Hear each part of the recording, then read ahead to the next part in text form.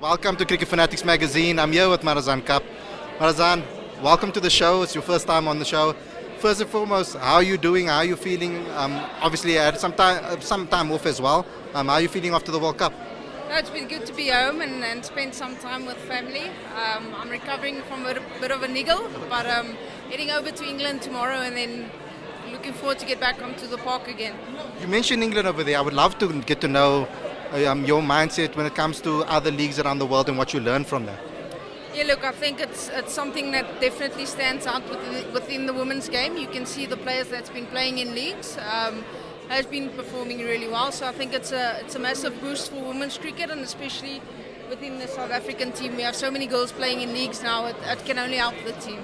I spoke to Laura earlier on about the fans, etc. And the amazing thing about the Women's World Cup in South Africa was the packed crowds, the sold-out stadiums, etc. I mean, what you've gone through the ranks now and seen empty stadiums, you've seen medium stadiums, now you've seen packed stadiums. What has that done to the environment and the women's game? Yeah, look, it's been amazing to see. Like you mentioned, made my debut I think 14 years ago when you still played for fun. There was no payment or nothing like that, and now we have full stadiums. You're being paid to play, so it's just been amazing to see how women's cricket has been evolving, and I'm looking forward to the future. So when you have some advice to some youngsters now with the way women's cricket is going into the future now, we're seeing a lot more girls taking up women's cricket now compared to before.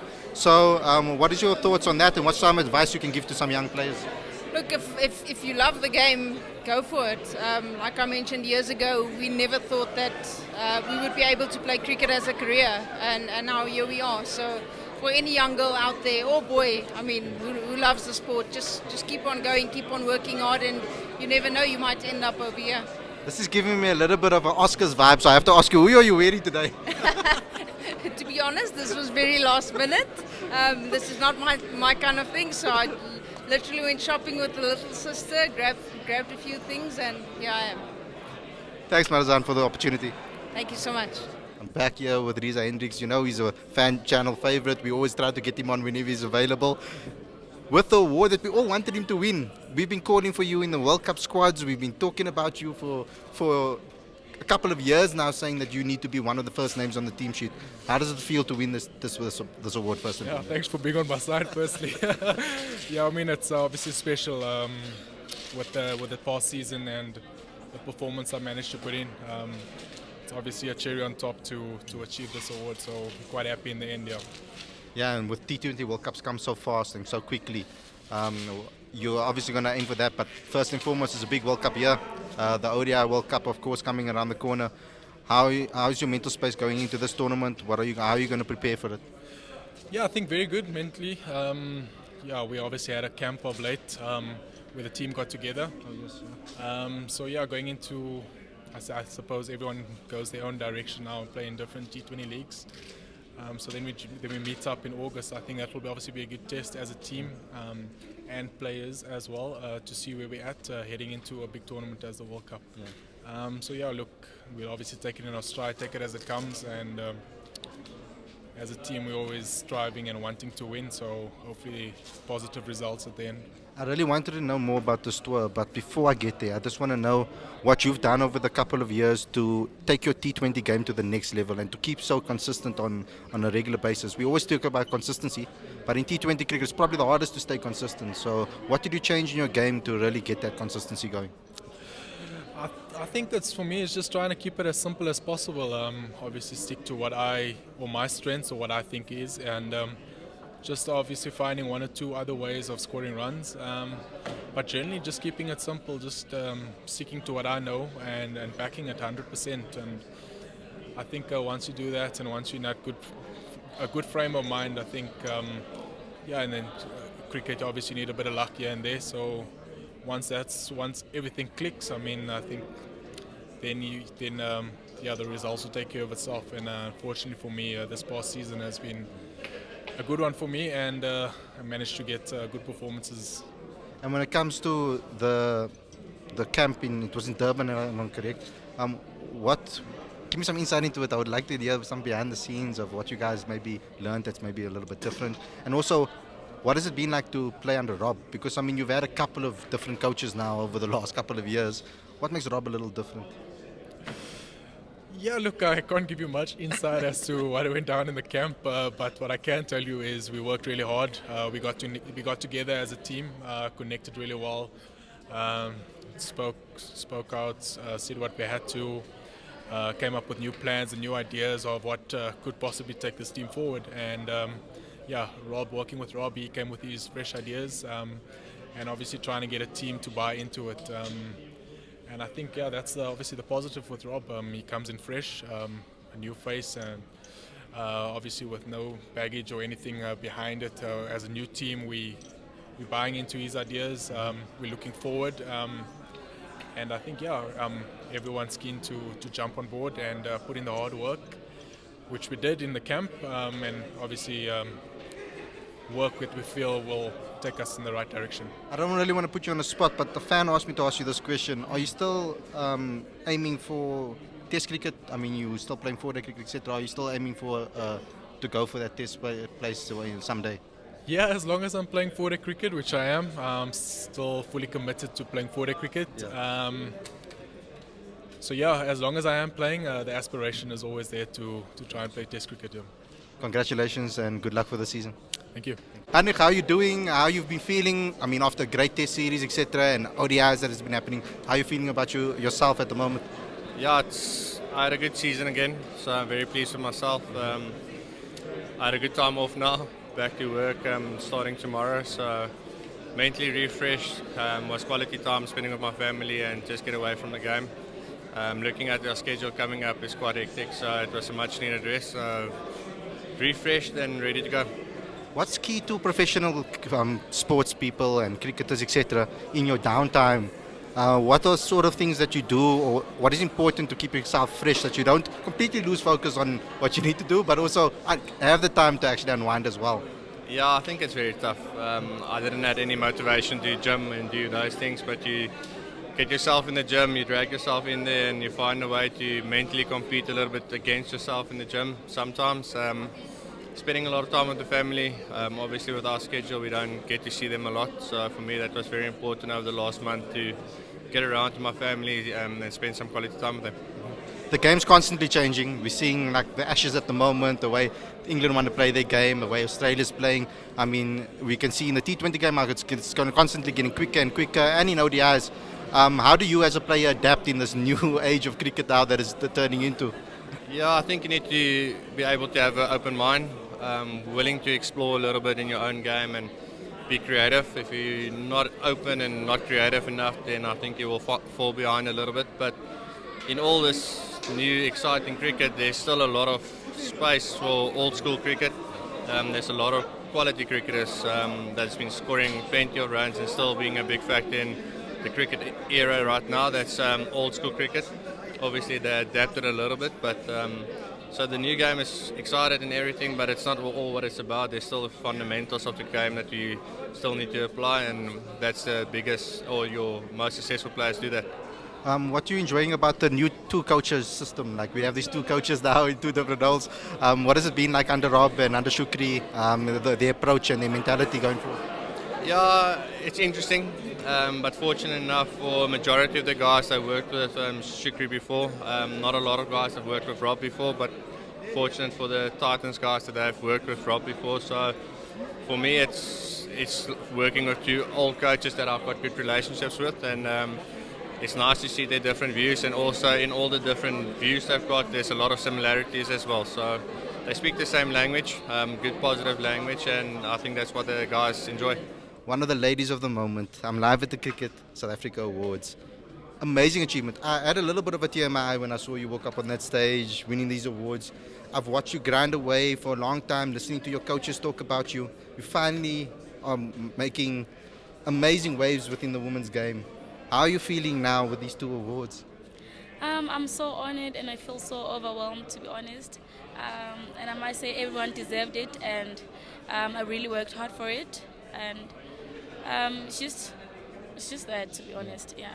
You have a special ability. I mean, it's something that is really looked for in cricket, to be able to spin the ball the way you do and to have control over the ball.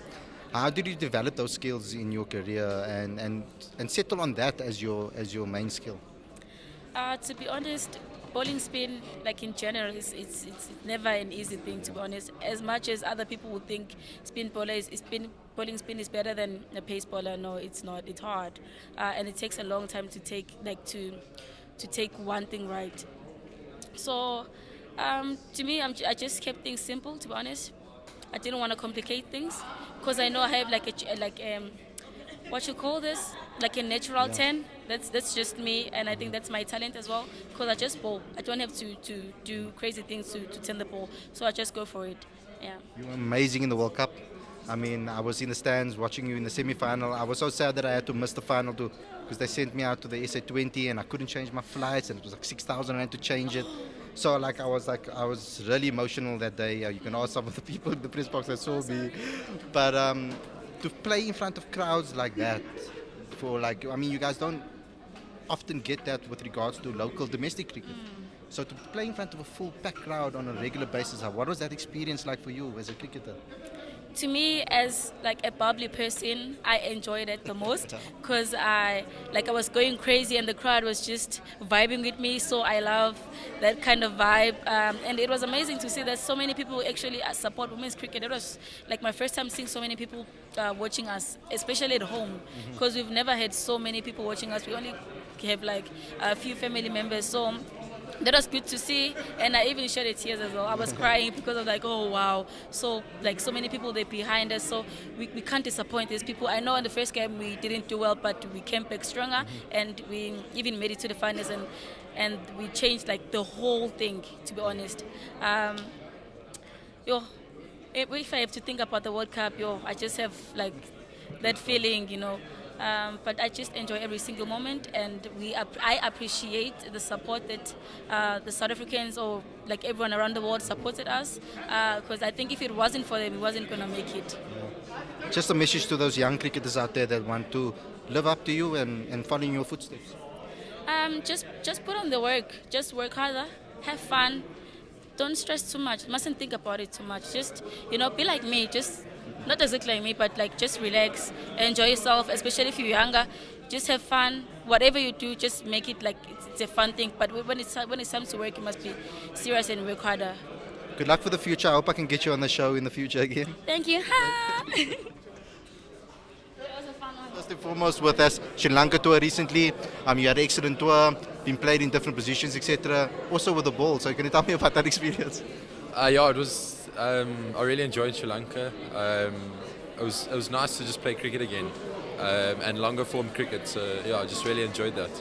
So what has it been like to change up your positions? I know you play for your franchise, you play high up the order, etc. But you were given opportunities to try different positions, obviously in the lineup as a batter. What does it take to make those changes at that high level?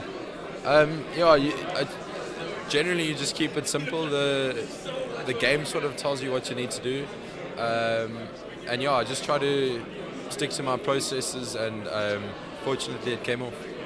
What has it been like to have a coach like Shukri and learn from him and Rob, etc.? What sort of new things have they taught you that you maybe haven't learned before? I think it's just the clarity and confidence they install in you to just go out and play, which is really cool and really cool to be a part of. And when it comes to the way the game's changing now, I mean, you kind of fit perfectly into that system, the way you play your cricket. But obviously watching the Ashes, etc., and the way England wants to play the game, I know that our coaches also want to try and get this sort of attacking brand under your belt. How do you think that you can contribute to that? Yeah, I mean, I'll just continue trying to play how I play cricket, just enjoy it, and if it comes off, yeah, fortunately, because the cricket world's sort of going to the attacking mindset, so but the end of the day, if you've seen the Ashes now, you still got to bat properly, so yeah. And when it comes to particularly Test cricket, what are your aspirations for that?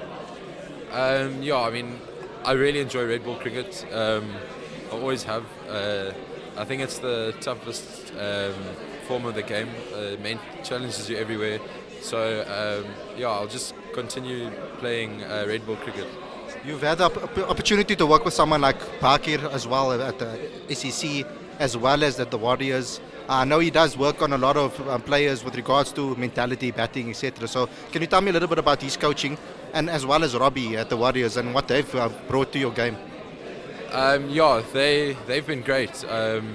They were sort of the first coaches I worked under that just said, they wanted you to play. We sat in a meeting and before the 1T20 comp, and they're like, if you guys want to hit 20 and over, do it. Yeah, so to work under them and play for them is just really cool. Yeah. Who do you think is the best looking on the night so far out of all the guys? I don't know. I would say not Plunk. Okay, thanks. Yeah, thank you. It's the first time debut on the show.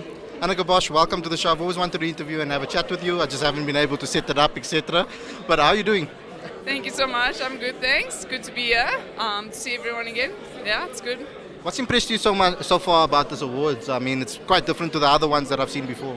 Yeah, no, it's really, I think it's much different to the other ones that we've had or that I've been to, and it's really nice and special, and it's nice to be at this function to get recognition for all the good performances over the season.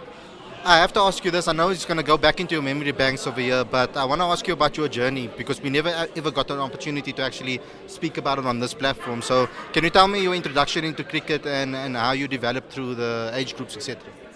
Yeah, I started off playing with the boys in primary school.